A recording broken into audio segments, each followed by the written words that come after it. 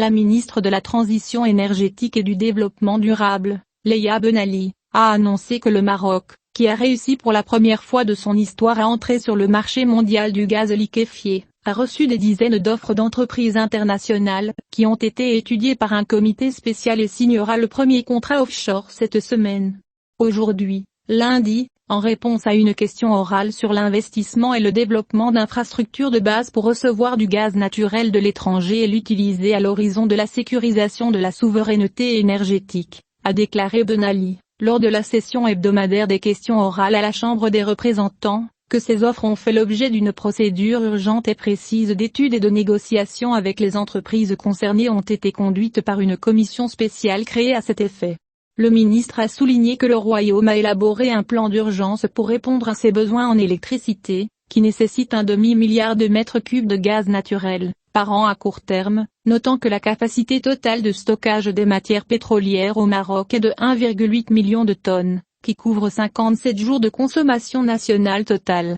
Le responsable gouvernemental a noté que l'interruption de l'acheminement du gaz algérien vers le Maroc, en raison du non-renouvellement des contrats de gazoduc Maghreb-Europe, n'a pas affecté la production d'électricité dans le Royaume et n'a provoqué aucune pénurie ou déficit dans le niveau de satisfaction des besoins en électricité du Maroc.